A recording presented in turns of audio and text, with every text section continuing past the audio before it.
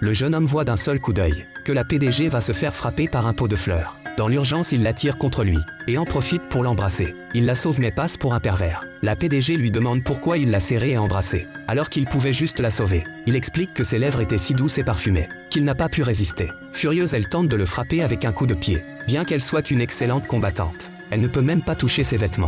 Il refuse de se battre contre une femme. Il prend alors 2 cafés à des passants et les lui jette dessus pour la calmer. Mais cela la rend encore plus violente. Elle sort un pendentif de son décolleté et vérifie s'il est abîmé. En le voyant, le jeune homme change de visage. Son maître lui en a donné un identique, disant que sa propriétaire est sa promise. Leur union mènera à une grande réalisation. Comprenant quelle est la personne, il l'appelle ma femme, ce qui la met dans une colère noire. Elle appelle immédiatement ses hommes pour le réduire en pièces et part se doucher avec sa sœur. Il veut les suivre, mais les hommes de main le bloquent. Il voit une voiture noire suivre leur sportive et comprend qu'elle est en danger. Il dit qu'il doit protéger sa femme, mais il ne le croit pas et se jette tous sur lui. Pressé, il ne se retient plus, une gifle par personne, et il les projette tous en l'air. Voyant sa force, le chef Bloodwolf lâche son couteau pour un pistolet. Il ne croit pas qu'il soit plus rapide qu'une balle. Mais l'instant d'après, le jeune homme est derrière lui. Il prend l'arme et la froisse dans sa main, la transformant en ferraille, disant que c'est inutile et qu'il ne devrait pas s'en servir. Puis il bondit et disparaît. Chez elle, la femme rage encore de son insolence et jure de le mettre en pièces elle-même. Puis elle prend un bain avec sa sœur, ignorant que le danger approche.